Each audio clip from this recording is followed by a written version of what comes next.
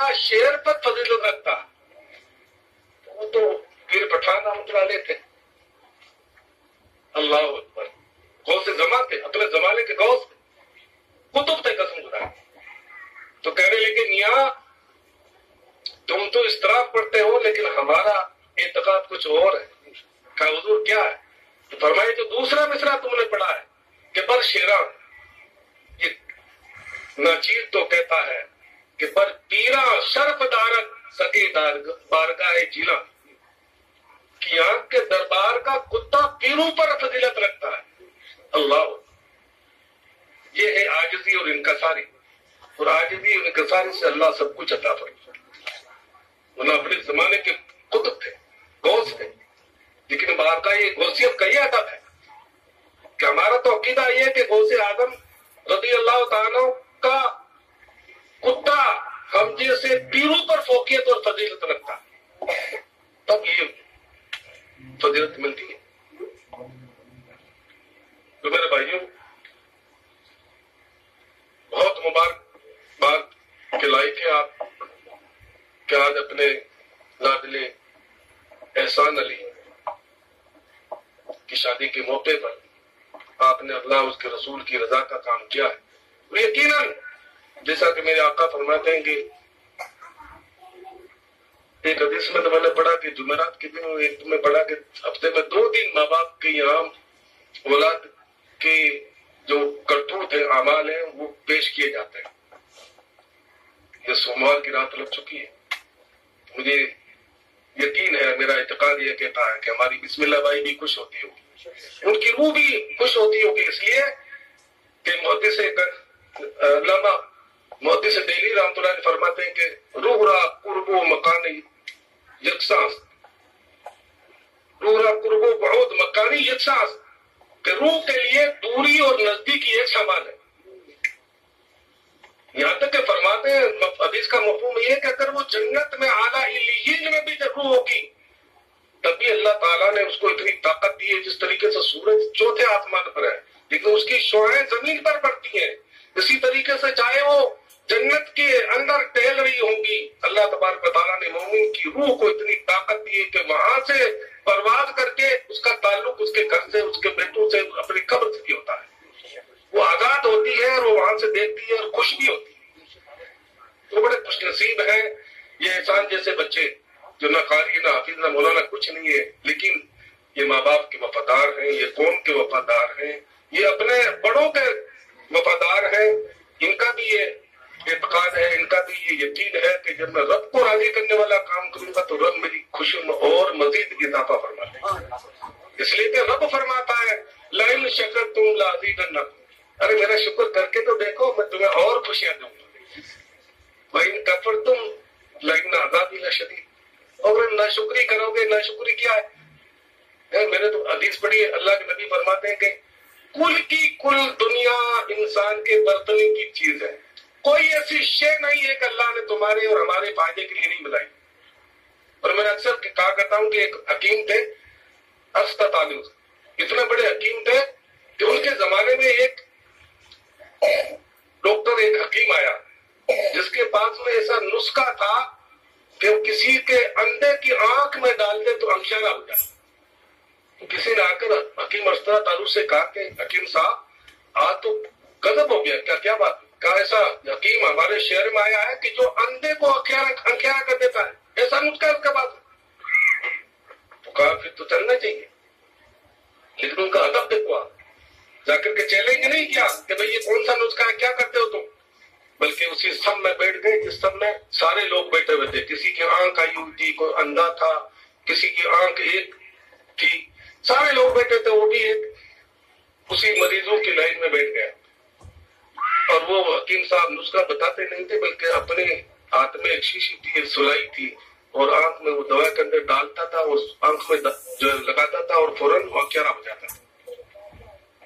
جب حکیم استطالوس کے پاس میں وکیل صاحب پہنچے تو آپ نے اس نسخے کو آنکھ میں لینے کے بجائے فوراً زبان باہر نکال لی اور فوراً زبان پہ لے لیا، اور لگانے کے بعد میں اپنے تجربے کی بنیاد پر کہہ دیا کہ میں بتا سکتا ہوں کہ آپ کی دوا کے اندر جو نسخہ ہے اس میں 100 دوا ملی ہوئی ہے، 99 का नाम गिरा सकता हूँ, लेकिन एक का मुझे नहीं पता कि वो कौन सी दवा है, और फौरन नाम गिरा दिए कि इसमें फला दवाई है, फला दवाई है, फला दवाई है। हकीम साहब हैरत में पड़ गए, अल्लाह इतना बड़ा हकीम तुम्हारे शहर के अंदर, और उसके पास में ऐसी दवा नहीं कि जो किसी जो है अंधे को आंखियां दे सके।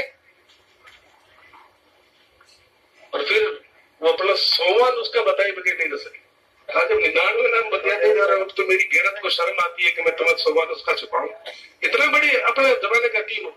तो कहा 100वां नुस्खा ये है कि जब आदमी के पेट में कीड़े पड़ जाते हैं कई बार, और वो लेटरिन के जरिए बाहर निकलते हैं, तो फरमाया वो एक कीड़ा भी इसके अंदर शामिल है। इससे पता चलता है कि अल्लाह ताला ने किसी शे को हिकमत से खाली नहीं छोड़ा, हर शे इंसान के फायदे के लिए बना दी। अब सोचिए आप जरा, वो कीड़ा भी हमारे तन का है, लेकिन जानने वाला चाहिए। मैं तो ये कहता हूँ, अल्लाह के नबी सल्लल्लाहु अलैहि वसल्लम की बारगाह में अर्ज की, या रसूलल्लाह अय्युल इबादा अफदल, काला अतफक्कुर फिल खल्क। अर्ज की, या रसूलल्लाह सबसे अफजल इबादत कौन सी है? तो आपने फरमाया खल्क के बारे में गौर व फिक्र करना, इससे बड़ी कोई इबादत है ये भी गौर व फिक्र कर। तो मेरे भाइयों, आज यकीनन मैं थोड़ी देर के लिए गुफ्तगू करूंगा आपके सामने। आज अगर हमारा जहन बन जाए, छोटे बड़े सबका, कि हमें वो काम करना है जिससे हमारा रब राजी हो जाए, और मेरे परवरदिगार, अगर दुनिया में कोई तेरा और मेरा दुश्मन है तो वो शैतान है। रब जगह जगह फरमाता है इन्न शैतान लिल इंसानी अदु, और एक जगह तो फरमाया इन्न शैतान लकुम अदु फत्तखिदु अदु, वो तुम्हारा दुश्मन है, बस तुम उससे दुश्मनी करो। मजा तो तब ये ना, दुश्मन से दुश्मनी करें, दोस्त से कैसी दुश्मनी, अल्लाह से कैसी दुश्मनी मांगला। तो अर्ज करने लगा, मेरे मौला तू मुझे बख्श देगा, तेरा महबूब खुश हो जाएगा, मेरा भला हो जाएगा, और तेरा दुश्मन लईन खार और खाकिस्ता हो जाएगा, जल जाएगा। और अगर तू मुझे बख्शेगा नहीं, अगर तू मेरे हाल पर छोड़ देगा, तो ये नफ्स और शैतान मुझे बर्बाद कर देंगे, मैं जहन्नुम का ईंधन बन जाऊंगा, तेरे महबूब नाराज होंगे, तेरा दुश्मन राजी होगा, और मैं बर्बाद हो जाऊंगा। जब ये दुआ कर रहा था तो एक बुजुर्ग सुन रहे थे, कसम खुदा की उन्होंने सुना था, कहा ज्यादा बच्चे जलने वाले, इसलिए कि मैदान क़यामत में मैं कसरते उम्मत, जब मेरी उम्मत ज्यादा होगी तो अल्लाह तबारक व तआला की यहाँ मैं फख्र से कह सकूंगा कि मेरे मौला देख, तेरे महबूब की उम्मत सबसे ज्यादा है, इस पर मैं खुश होऊंगा। इसलिए तुम्हें चाहिए कि ऐसी औरतों से शादी करो, ऐसे खानदान में शादी करो जो सबसे ज्यादा बच्चे करने वाली। बहुत फजीलत आएंगे निकाह के ताल्लुक से। मेरा आका फरमाते हैं कि जिस निकाह के अंदर खुराफात ना हो, जिस निकाह के अंदर सुन्नत के मुताबिक सारे काम हो, उस निकाह के अंदर शिरकत करना 2 रकात नमाज नफल पढ़ने से बेहतर है।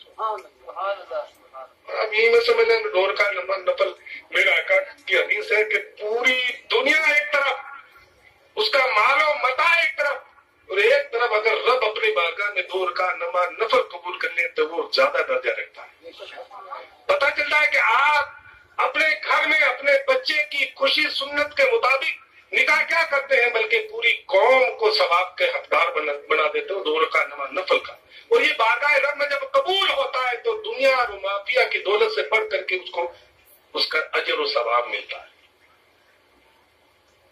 इसलिए जितने भी ये खुराफात हैं ये छोड़ने चाहिए, ये सोच करके सोचना चाहिए कि यार हम अल्लाह वो दौलत दे रहा है जिसका जिक्र उसके महबूब ने किया कि पूरी दुनिया का मालो मता एक तरफ, और एक तरफ एक औरत जिससे तुम निकाह करके अपने घर में ला रहे हो, वो अफजल नेमत है, वो अफजल दौलत है जो तुम्हें मैसर हो रही है। तो अफजल अच्छी जब कोई चीज हासिल करनी हो तो मुझे बताओ, नाच गाना करेंगे या वो काम करेंगे कि जिसे रब राजी। अरे आज हम देखते हैं ना कि किसी का फ्लाइट तो कोई अच्छी नौकरी में लग जाए, सरकारी नौकरी में तो खुशियां मनाते हैं नहीं, मिठाई बांटते हैं, पीर साहब से कहते हैं कि जाकर के दुआ करो, अगर इंटरव्यू है पास हो जाए मेरा बेटा, उसकी नौकरी लग जाए तो हमारी जिंदगी का वाह वाह हो जाए। आखिर हमें हो क्या गया है? जब شادی کا موقع آتا ہے تو کہتے ہیں بار بار تھوڑی ہوتا ہے، بار بار تو نہیں ہوتی، لیکن مجھ سے کیوں کچھ کرتے ہو کہ تمہارا دشمن رب کا دشمن، تیری نبی کا دشمن، اس کو راضی کیوں کرتے ہو؟ کام وہ کرو جسے تم راضی ہو، تمہارا خاندان راضی، تمہارے نبی راضی، تمہارا رب راضی۔ اس لیے امام عشق کو محبت کہتے ہیں، کام وہ لے لیجئے جو تم کو راضی کرے، ٹھیک ہو نام رضا تم پہ کر لو۔ مسلمان تو وہ ہے جو ہمیشہ ہر وقت سوئے جاگے اٹھے بیٹھے اس کی تمنا ہو کہ کوئی ایسا مجھ سے کام نہ ہو جائے جس سے رب روٹ جائے۔ رب ناراض ہو جاتا ہے تو قسم خدا کی در در کی ٹھوکریں ہمارے نصیب کا مقدر بن جاتی۔ پھر ہم یوگی کو دوش نہیں سکتے، بلکہ اپنے اعمال کو دوش دیں کہ ہمارے اعمال ایسے ہو گئے۔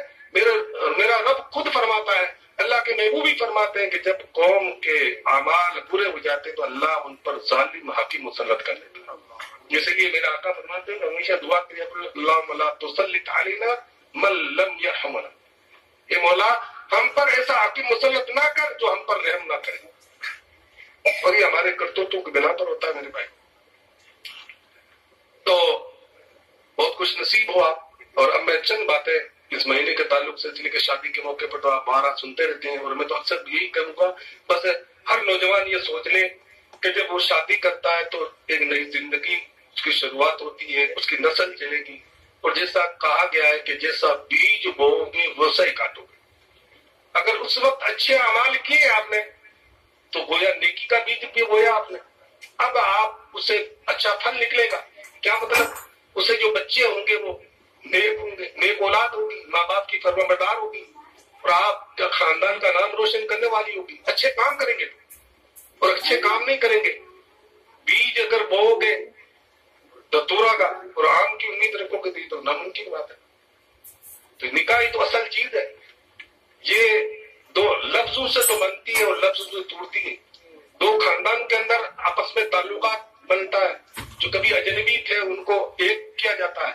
تو ایسے موقع پر تو ہمیں وہ کام کرنا چاہیے کہ زیادہ سے زیادہ رب راضی ہونے والا کام، کہ رب کو راضی کرو۔ اور میرے پیران نبی دستگیر رضی اللہ تعالیٰ ارشاد فرماتے ہیں کہ میں نے پوری دنیا کا جائزہ لیا تو مجھے دو چیزوں سے افضل کوئی اعمال میری نظر میں نہیں۔ یہ پیران نبی دستگیر رضی اللہ تعالیٰ کا قول ہے۔ آپ فرماتے ہیں کہ دو چیزیں مجھے پسند آئی، ایک تو اپنے خاندان، اپنے رشتہ دار اور غریبوں کو، امیروں کو، بزرگوں کو، سب کو کھانا کھلانا۔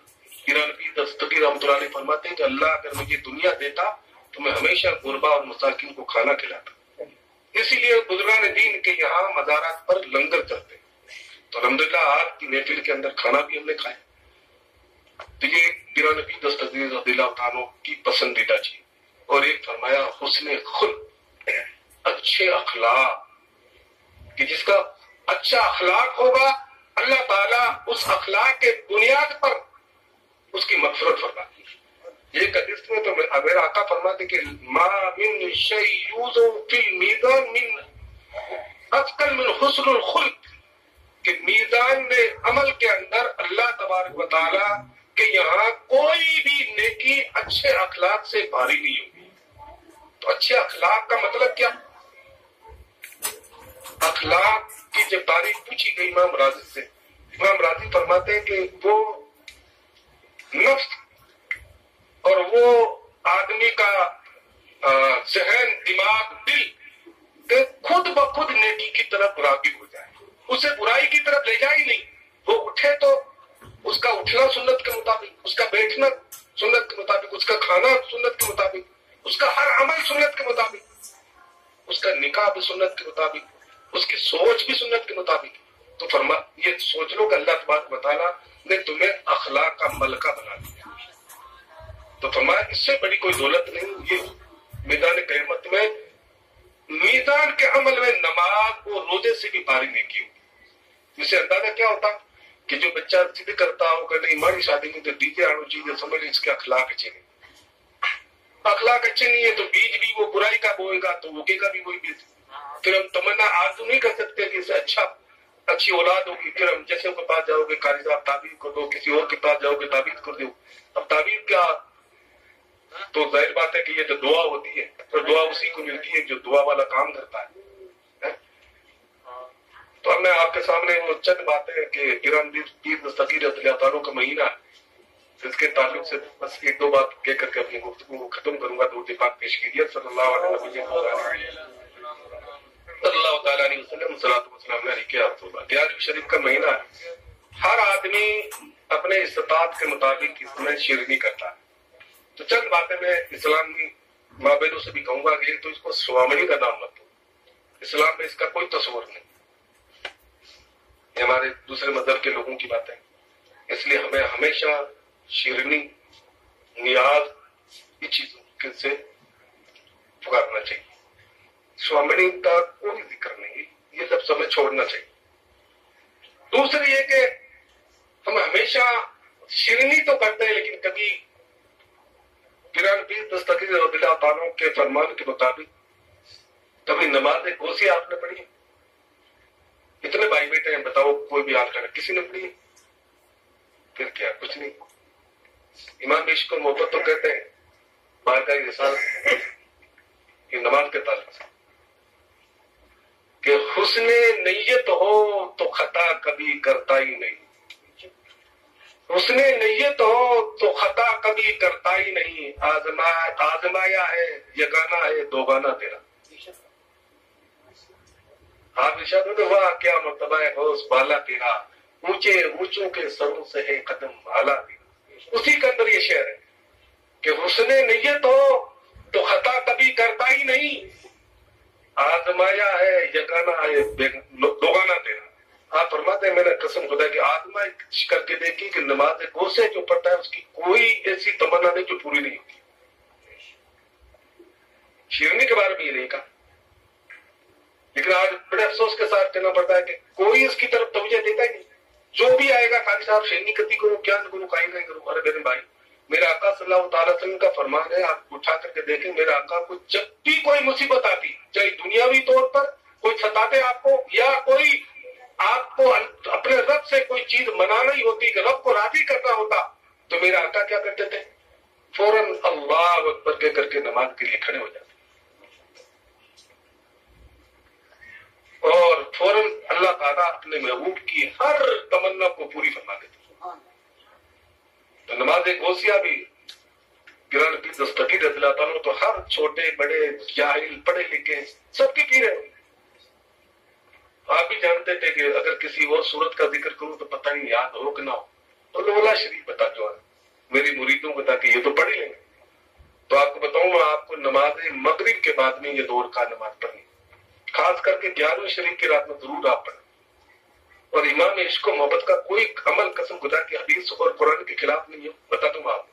تو آپ کا یہ دعویٰ ہے کہ آزمایا ہے کہ میں نے آزمائش کر کے دیکھی ہے کہ جگانا ہے دوگانا تیرا کہ تیرے نام کے یہ 2 رکعت نماز و نفل پڑھی جاتی ہے رب کی بارگاہ میں اس کے مقابلے میں کوئی دعا ہے ہی نہیں. تو 2 رکعت نماز آپ کو پڑھنی ہے مغرب کی سنت اور نوافل پڑھنے کے بعد میں. پڑھنا کیا ہے نیت کہ میں نے 2 رکعت نماز غوثیہ واسطہ اللہ تعالیٰ کی وہ میرا طرف کعبہ شریف ہے. اور وقت آپ کو ابابین بول سکتے ہیں نماز مغرب کا بول سکتے ہیں اللہ اکبر. اس کے بعد میں ثنا پڑھنی ہے پھر الحمدللہ شریف پھر 11 مرتبہ قل اللہ شریف پڑھنا ہے. کتنی بار 11 مرتبہ. میری ماں بہنوں بھی سنیں 11 مرتبہ قل اللہ شریف پڑھیں نماز ختم. اور جس طریقے سے باقی نمازیں پڑھی جاتی ہیں سبحان ربی العظیم سبحان ربی الاعلیٰ تحیات روشنی دعائے معصورہ وغیرہ پڑھ کر کے سلام کرنے کے بعد میں آپ کو کیا کرنا ہے آپ کو 11 مرتبہ درود پڑھنا ہے اور چھوٹا درود صلی اللہ تعالیٰ علیہ وسلم یہ بھی درود ہے جیسا جو آئے خلوص کے ساتھ میں پڑھنا ہے اور 11 مرتبہ اور پھر 11 مرتبہ بارگاہ رسالت میں عرض کرنا ہے یا رسول اللہ اغثنی امددنی یا اپنے مارواڑی زبان کیسے بولے آقا میری فریاد سنیے میری مدد فرمائیے. آقا میری فریاد سنیے میری مدد فرمائیے میری حاجت پوری کیجیے. یہ آپ کو 11 مرتبہ کہنا ہے. پھر آپ کو 11 قدم چھوٹے چھوٹے قدم اس طرف چلنا ہے بغداد کی شرح. بغداد شریف اس طرف ہے ہمارے اتر سائڈ. اتر سائڈ میں آپ کو چھوٹے چھوٹے قدم 11 چلنا ہے. ہر قدم پر غوث اعظم کی مدد چاہیے یا غوث اغثنی یا غوث اغثنی یا غوث المدد. اور پھر اللہ کی بارگاہ میں پیران پیر دستگیر رضی اللہ تعالیٰ کو وسیلہ بنا کر میرے مولا تیری بارگاہ میں دور اور میرے غوث سے اعظم رضی اللہ عنہ کے صدقے میں قبول فرما لے. اور پھر اپنی حاجت کو وہاں بیان کریں اپنے زبان سے. کوئی دنیا کی کوئی عقبہ کی ایسی حاجت نہیں ہوگی جو جائز ہو اور اللہ کی بارگاہ میں قبول نہ ہو. انشاءاللہ ضرور قبول. یہ 2 رکعت نماز آپ پڑھیں گے تو یقین مانیے انشاءاللہ، اور میرا بھی یہ معمول رہا ہے، میں الحمدللہ پڑھتا ہوں، اور میں آپ یقین مانیے جب آپ دل سے یہ پڑھیں گے تو آپ کی کوئی ایسی جائز مراد نہیں ہوگی جو پوری نہیں ہوگی. یہ آزمایا ہوا کام ہے. اور اسی کے اندر آپ ایک نیت اور کر لیجئے کہ جب آپ نماز پڑھے تو اس کے اندر نماز توبہ بھی کے لیے نیت کو دارمدار انما الاعمال بالنیات. یہ میرے مولا اپنی قضاء حاجت کے لیے بھی ساری جتنی حاجتیں ہیں، میرا بچہ میرا کہنا نہیں مانتا، یہ بزرگوں کے قریب جا کر کے ان کا تصور کر کے اگر رب کی بارگاہ میں 2 رکعت نماز پڑھیں گے تو تمہاری دنیا کی ہر حاجت اللہ پوری فرمائے. لیکن ایک میری عرض ہے آپ سے کہ جب بھی مانگو تو اور ساری باتیں تو درکنار، ایک بات ضرور مانگنا، مولا جب مروں تو میرا خاتمہ ایمان پہ تھا. یہ اتنی بڑی دعا ہے قسم خدا. میں کبھی سورہ یوسف پڑھتا ہوں تو میں سوتا ہوں یا اللہ تعالیٰ نے حضرت یوسف علیہ السلام کو بن مانگے سب کچھ عطا کر دیا. مصر کی شاہی مانگی نہیں تھی، بادشاہ مانگی نہیں، قرآن تک دے، بلکہ خود اعتراف کرتے ہیں رب قد آتینی، رب قد آتینی، اے مولا تحقیق تم نے مجھے عطا کی مصر کی بادشاہی، اور مجھے خوابوں کی تعبیر کا علم تو نے اپنے فضل سے دیا. میں نے مانگا نہیں، تو نے دیا، تیرا شکر. یہ تو شکر کیا. پھر آگے کیا کہا؟ فاطر السماوات والارض، اے آسمانوں اور زمین کے پیدا کرنے والے، انت ولی فی الدنیا والآخرہ، تو ہی میرا کارساز ہے دنیا اور آخرت کا. توفنی مسلم والحقنی بالصالحین، مولا مرو تو مسلمان مارنا اور تیرے نیک بندوں میں شمار کر. ایک پیغمبر کی دعا، اور پیغمبر کی دعا امت کے حق میں واقعی بتا دوں گا. وہ معصوم ہے، انہوں نے کوئی زندگی میں کوئی گناہ نہیں کیا، لیکن اپنی امت کے لیے مانگا اور ہمیں سبق دیا کہ جب بھی دعا مانگو تو اور دعا مانگو نہ مانگو یہ ضرور مانگنا کہ اللہ میں مروں تو مجھے ایمان کی دولت نصیب ہے. اس لیے کہ معمولی بات نہیں ہے. یہاں امام راضی کا ایک اور بیان کر کے اپنی گفتگو کو ختم کروں گا. آپ یہ مت سوچنا کہ یہ قاری صاحب یہ کیا کر رہے ہیں، مسلمان ہیں تو مسلمان ہی مریں گے، نہیں. مولانا روم فرماتے ہیں اگر استدلال کار دین بدی فخر راضی رازدار دی بدی. آپ فرماتے ہیں اگر دلیلوں سے کام چلتا، ہائے ہائے، اگر دلائل سے کام دین کا چل جاتا تو امام فخر الدین رازی رحمۃ اللہ علیہ دین کے رازدار ہوتے، سارے دین کے رازدار ہوتے. اس لیے ایسا آج تک عالم بہت کم گزرے جو فقات کے اندر، جو تفسیر کے اندر، علم الکلام کے اندر ان کا کوئی ثانی نہیں تھا. لیکن جانتے ہو آخری وقت میں کیا ہوا؟ موت کا وقت آیا، شیطان ہے، کہنے لگا راضی تمہیں اپنے علم پر بڑا ناز ہے، تم سے کوئی آج تک علم کلام علم فقہ کے اندر کوئی بازی نہیں مار سکا. آج میں تم سے سوال کرتا ہوں، مجھے ایک ہی جواب دو. تم کہتے ہو اللہ ایک ہے، دلیل دو. امام راضی دلیل دیتے گئے، شیطان دلیل کو رد کرتا گیا. آخری وقت امام راضی کا اپنے زمانے کا سب سے بڑا مفسر یہ دنیا کو چھوڑ رہا ہے، شیطان سے مقابلہ ہے. کیا دلیل سے ثابت کرو اللہ ایک ہے. آپ ثابت کرتے گئے، شیطان رد کرتا گیا. 1 2 نہیں 360 شیطان 360 دلیلیں مانگی اللہ ایک ہونے کے لیے، 360 دلیلیں دیتے گئے. قریب تھا کہ امام راضی کا انتقال، یہ کون فرما رہے بتاؤں گا آپ کو، امام عشق و محبت نے اپنے ملفوظات کے اندر اس کا ذکر فرمایا. آپ فرماتے ہیں قریب تھا کہ امام راضی کا آخر وقت میں مرتد ہو جاتے تھے. ایسی دلیلیں شیطان دیتا تھا، اس لیے کہ وہ تو فرشتوں کا استاد تھا. کہا تم اپنے علم پر بڑا ناز ہے، تو ثابت کرو کہ اللہ ایک ہے. ہر دلیل دیتے رہو، ٹھکراتا گیا. 360 سوال کیے اور دلیل سے ثابت کرتا رہے امام راضی، اور وہ شیطان ٹھکراتا رہا. آخر وقت کے اندر حلق کے اندر جان آ گئی. وہ سوال پر سوال کر رہا ہے کہ آپ کی پیر مرشد نجم الدین کبریٰ علیہ رحمہ بہت دور سے، اس لیے کہتے ہیں کہ اپنا ہاتھ کسی مرشد کے ہاتھ میں ضرور دیا کرو، وہ تمہاری مرتبہ بھی کریں گے. وہ کہیں دور تھے. ارشاد فرمانے لگا ایمان راضی کیوں نہیں کہتے تھے کہ میں نے بلا دلیل اللہ کو ایک مانا. پتہ چلا دلیل سے اللہ کو ایک کرنا ثابت کرنا یہ بھی ہمارے بس کی بات نہیں ہے. شیطان امام راضی کے قول کو رد کرتا گیا. ہماری آپ کی اوقات کیا. اس لیے مولانا روم فرماتے ہیں کہ اگر باستدلال کارے دی بدی فخردون راضی رازدار دین بنی.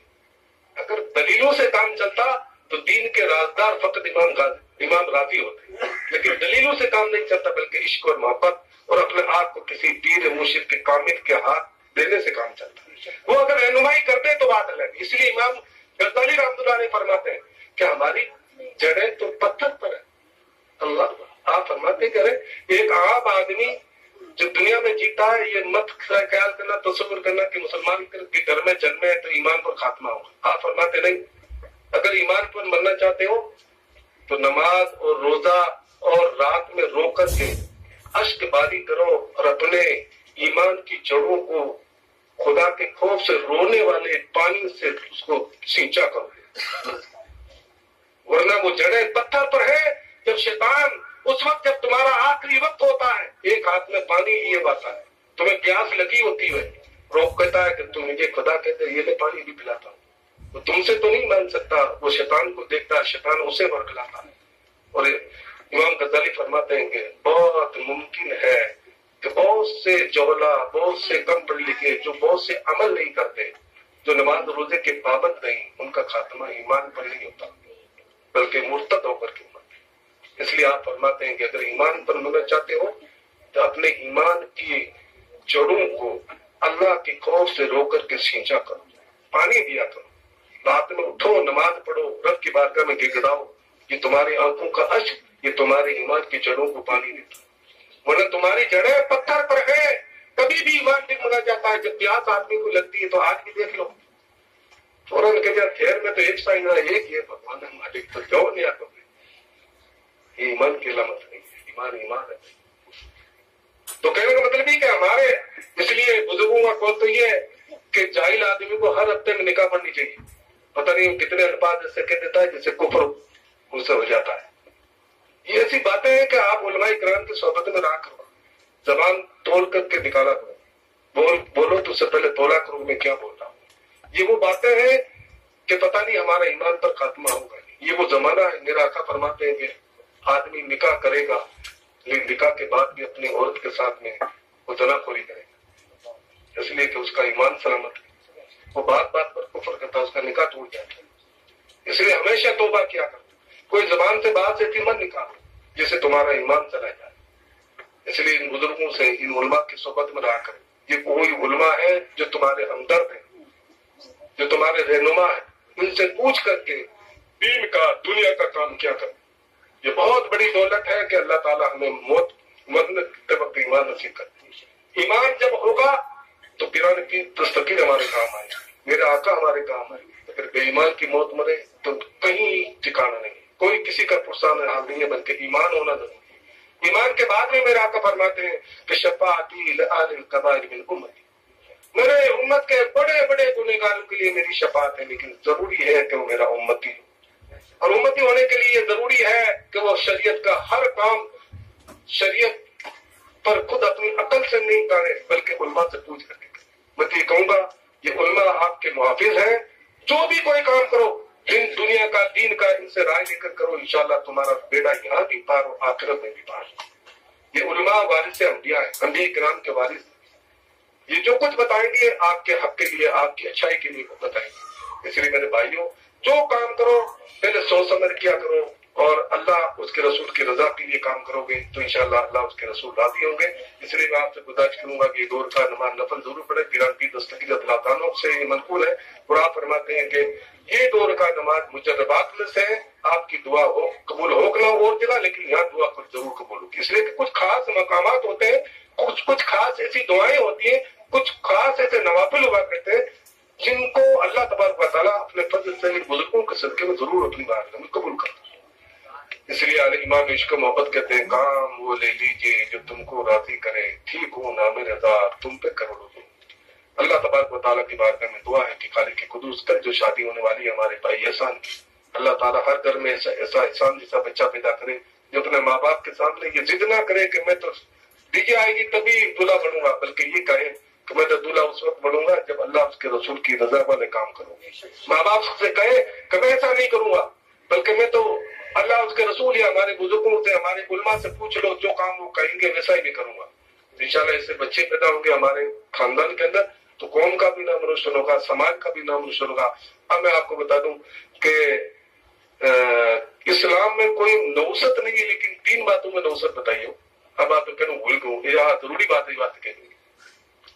اب مکانی ننکی آئے گی آدھی مانا بھی مانا نا میں کہتا ہوں. اور میں نے تو صدر الشریعہ علیہ رحمت کی بارش دل کر یہ پڑھ کر آیا ہوں کہ اگر کوئی آدمی شرک یہ مان لے کہ اتی کر میں دوں گا ننکی آئے گی یا کوئی چھینک دیو اور اس کو مان لیا تو آپ فرماتے کہ وہ کافر ہو گیا مسلمان ہے، اس نے شرک کر لیا. میں نے لکھ لیا، میں اکثر یہ باتیں نوٹ کر لیا کرتا ہوں. تو آپ فرماتے کہ ان کا شرک کیا ہو تو آپ مجھے بتاؤ کوئی آج تو کوئی نہیں ہے، کوئی چھینک آئے گا ہمارا کام نہیں رہا اور آپ ننکی آئے گی، ایسا کبھی مت ماننا، یہ شرک ہے. اور شرک کا مطلب کیا ہوا؟ آپ کا ایمان چلا، آپ کا نکاح چلا. لیکن آپ فرماتے ہیں کہ 3 چیزوں میں نوست اور برکت ضرور ہے. میں نے کہیں نہیں پڑھا 3 کے علاوہ مولانا. 3 چیزوں میں میرا آقا نے فرمایا جس کا ذکر علامہ غزالی نے مکاشفۃ القلوب میں فرمایا. آپ فرماتے ہیں کہ اللہ کے نبی کا فرمایا کہ 3 چیزوں میں نوست ہے، 3 چیزوں میں برکت ہے. فرمایا ایک عورت، گھوڑا اور گھر میں، ان 3 چیزوں میں برکت بھی اور نوست بھی. پھر آپ فرماتے ہیں کہ گھر کی نوست تو یہ ہے کہ وہ دبی اور چاروں مہروں بھی نہ کنٹینیو ہوا بنا آپ بند مکان بناؤ. نہیں بند مکان تو ہوگا نہیں، لیکن چور طرف سے کھلا ہونا چاہیے، ہوا اور روشنی چور طرف لانی چاہیے. یہ پہلا گھر کی برکت ہے. اور نوست یہ ہے کہ وہ گھر چور طرف سے بند. دوسری ہے کہ اس پڑوسی اچھا. 2 برکت ہے، 2 نوست ہے. اگر پڑوسی اچھا نہیں ہے تو آپ فرماتے تھے حوالہ بنگلو بھیج سے دوسرے کا کرو. زندگی بھر اٹھو تو لڑائی، سو تو لڑائی، اٹھو تو ٹینشن، سو تو ٹینشن. اس لیے پڑوسی اچھا ڈھونڈو اور ہوادار مکان ہو، چاہے جھونپڑوں ہی ہو، چاروں مہروں ہواڑی چاہیے. تو فرمایا یہ برکت ہے. اور فرمایا گھوڑے کی برکت کیا؟ فرمایا کہ وہ اپنے مالک کا فرماندار، مالک کہتے کھڑا کر کے بغیر باندھے بھی وہ کھڑا رہے. اور جب بھی سوار ہونے کے لیے اس سے کہے تو وہ گردن جھکا دے، اپنے سوار کو سوار کر لے. تو فرمایا یہ اس کی برکت ہے.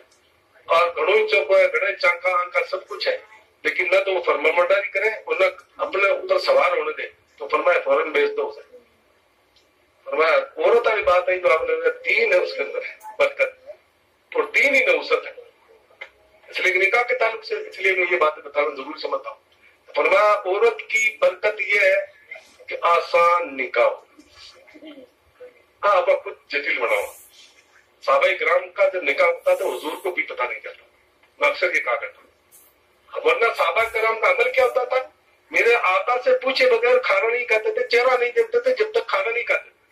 لیکن بات نکاح کی آتی تو شرم کرتے تھے. ارے آج بٹیرا پہلے آپ ہم نے بچپن میں دیکھا تھا، ہم شرم کرتے تھے. باپ کے سامنے کبھی بچے کو گود نہیں لیتے تھے. لیتے ہو آپ دیتے تھے پہلے آئیے بزرگ بیٹھے، کبھی لاڈ نہیں کیا ہوا انہوں نے. شرم باپ دیکھے.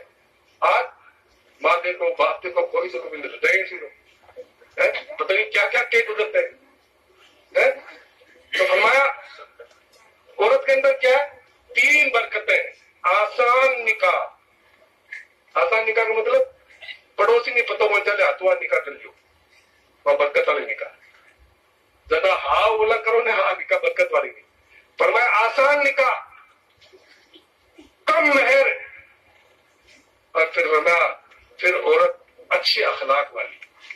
تو فرمایا یہ برکت بھی برکت ہے اس عورت کا. اور اس کا اپوزٹ کیا؟ نکاح مشکل ہو، 10 طرح کا کھانا، 20 طرح کچھ ہے. اور میرا آقا فرمانے کہ جس نے نکاح کیا اور اس کے اندر یہ سوچا کہ خوبصورت لڑکی یہی بات ہے میں نکاح نہیں کروں، ایک دوسروں کا من مال اگر زیادہ ملی، چاہے ماں باپ کا خیال ہو چاہے خود کا خیال ہو، میرا آقا فرماتے ہیں وہ دونوں سے محروم رہے گا. اب حضور نے فرما دیا ہمیں تو سر آنکھوں پر رہے. مال کی تمنا لے کر کے وہ شادی کرے گا، گھر میں شادی کرو اپن مال ملی تو کہا وہ محروم رہے گا. کیا مطلب؟ یا تو بد خلق عورت آئے گی روزی نہ تھا نچائی، یا وہ مال چلو جائے. اور آج ہم نے دیکھا کہ لوگوں کو لاکھوں روپئے دیے، پتہ نہیں آج وہ کہاں کنگا لے، گاڑیاں دی، موٹیاں دی، پتہ نہیں وہ گاڑیاں چلی نہیں کہیں. تو فرمایا جو اس نیت سے شادی کرے گا بڑے گھر میں کہ مجھے مال ملے گا یا خوبصورت لڑکی ملے گی تو دونوں نہیں ملیں گے. اور اگر یہ سوچ کر کہ کیا مال ملے نہ ملے میں جس میرے بیٹے کی دلہن بنا کر کے جس لڑکی کو لاؤں گا اس کے اخلاق اچھے ہونے چاہیے, تمیز ہونی چاہیے, تہذیب ہونی چاہیے, پڑھی لکھی ہونی چاہیے, نماز روزے کی پابندی کرنے والی ہونی چاہیے, اور چیز ملے کہ نہیں ملے من کی کوئی چیز ہے یہ نیت کر کے اگر وہ کچھ دے بھی کے دے گا تو فرمائے کہ وہ برکت والی. اور دوسری یہ تینوں میں نے بتا دی کہ آسان نکاح مہر کم ہو اور اس نے اخلاق کی بلکا ہو, اور مشکل نکاح ہو کیا مطلب اتا جوڑا یا وہ فرنڈ مارے کون مٹائی کون جوڑا تو کہیں گہرا لے رہا ہو یار.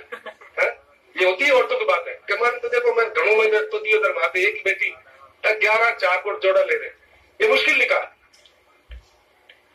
تو فرمایا جس کی مشکل نکاح ہو جس کا مہر زیادہ ہو. آپ کہیں گے مہر فاطمہ وہ تو آقا کی شہزادی تھے, ہم آقا کے برابر تھوڑی ہو سکتے ہیں, اس لیے ہماری حیثیت کے مطابق مہر ہونا چاہیے. کم مہر آسان نکاح حسن خلق کی اگر ملکہ ہو تو وارث. اس لیے میرا آقا نے فرمایا کہ تین ہی چیزوں میں برکت, تین ہی چیزوں میں نہیں ہو سکتا, تو ہمیں وہ کام کرنا چاہیے جس میں برکت. اس لیے آقا کے غلام جب نکاح کرتے تھے تو آقا کو بھی پتا نہیں ہوتا تھا, شرم کرتے تھے, لیکن جب صبح ہوتی نماز میں آتے وہ صحابہ تو میرا آقا خوشبو سے پہچان لیتے. اس لیے میرا آقا فرماتے ہیں دنیا کی تین ہی چیزیں مجھے پسند ہیں, ایک خوشبو, دوسرے عورت, اور جو قرۃ عین فی الصلاۃ, اور میری آنکھوں کی ٹھنڈک اللہ نے نماز میں بڑھائی. یہ تین چیزیں پسند ہیں مجھے دنیا کی, تمہاری دنیا سے, خوشبو, عورت اور نماز. تو جب وہ فجر میں آتا نماز کے لیے تو میرا آقا سلام پھیرتے اور ارشاد فرماتے عبد الرحمان خوشبو آ رہی ہے گہری. اس لیے کہ عورت جو ہے نا گہری خوشبو لگائے گا بجا فٹ ہے, آدمی ہلکی خوشبو لگا ہے. حضرت عبد الرحمان کو کہا عبد الرحمان لگتا ہے نکاح کر لی. کہا یا رسول اللہ, نیچے گردن جھکا لی شرم سے. کہا آقا رات میں نکاح کر لی. اب مجھے بتاؤ کیا آقا کے غلام تو نکاح کرتے تھے, حضور کو خبر نہیں پتا نہیں کرتے تھے, اور آقا کے سعودی کمائی تھی کہ وہ آیا ملے تو وہی کوئی صاحب کوئی وہ آئی جب نکاح پڑی, چاہے تاکہ بیٹی نے ایک نہیں پڑھنا ہو, ماں کا بھی میں نے نکاح پڑھنا. یہ کیا ہے ہمارے اسلام جیسا نہیں, حضور نے جیسا نہیں. میں صحابہ کرام جن کو چہرہ دیکھتے نہیں تھے تو 3 دن کھانا نہیں کھاتے تھے, لیکن نکاح کا معاملہ ہوتا تو شرم کرتے تھے, آقا کو کیسے بتائیں. تو میرا آقا نے کیا فرمایا آؤ ولو بشار, عبد الرحمان نکاح تو کر لیا مبارک ہو لیکن ولیمہ ضرور کرنا, چاہے ایک بکری کا. اور امام غزالی تو فرماتے ہیں, میں نے کیمیا سادہ آج پڑھا تو مولانا, تو آپ فرماتے ہیں کہ سنت موقدہ ہے حقیقت یہ ولیمہ کا. اب آپ کہیں گے صاحب پتہ ہی میں ایک اور روڈو کے پنچ کا جائے صاحب قاری صاحب حقیقت فاطمہ دن ہوا بھائی, اور نکاح کے بعد حقیقت کٹو آئے بتا دیں. حقیقت کو یہاں شامل مت کرو, یہ تو 7ویں دن ہے, بچے کا نام رکھو, عقیقہ رکھو, ان دونوں منابع سب کام کرو, 7ویں دن بھی کو نام رکھے عقیقہ کرو.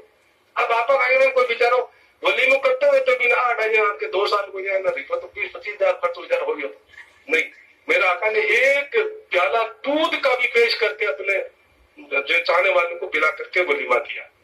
اس لیے امت کو مٹھائی ہو چاہے گوشت ہو چاہے کچھ بھی ہو, ولیمہ اپنے صرف لڑکی کے گھر والوں کو بلا لو, اپنے بھائیوں کو بلا لو, 2 کلو گوشت منگا لو, ولیمہ کر لو. یہ کہ لیکن ان کو سنت سمجھ کر کے میرا آقا کی سنت موقدہ, اس لیے سنت موقدہ کو کبھی چھوڑو مت, اس میں برکت ہی برکت. میرا آقا تاکید فرماتے تھے کہ شادی کر لی مبارک ہو, کوئی بات نہیں, ہمیں کی طرح نہیں دی تو آپ کو اللہ مبارک کرے, لیکن ولیمہ ضرور کرنا. اور ولیمہ کی دعوت وہ دعوت ہے کہ میرا آقا فرماتے ہیں جس میں شرکت کرنا لازمی ہے. جو 5 حق ہے نا مسلمان پر, کہ سلام کرے تو جواب دے, بیمار ہو تو تیمارداری کرے, وہ دعوت دے تو اس کی دعوت کو قبول کر لے, تو یہ وہی دعوت ہے جو سنت دعوت ہے. شادیاں نکاح میں جاؤ مت جاؤ یہ کوئی ضروری نہیں. ولیمہ کی اگر کوئی دعوت ہے تو اس میں ضرور شرکت کرو, یہ میرا آقا کی سنت. اور فرمایا بیمار ہو تو اس کی تیمارداری کرو, مر جائے تو اس کے جنازے دو. یہ 5 حق. اللہ تعالیٰ ہمیں آپس میں اپنے حقوق کو ادا کرنے کی توفیق عطا فرمائے. استغفر اللہ من کل ذنب والی. میرا آقا فرماتے ہیں کہ ایماندار ہو کر کے مرو, ایمان والا جنت میں جائے گا, اور جب تک ایمان مکمل نہیں ہوگا جب تک تم آپس میں محبت نہیں کرو گے.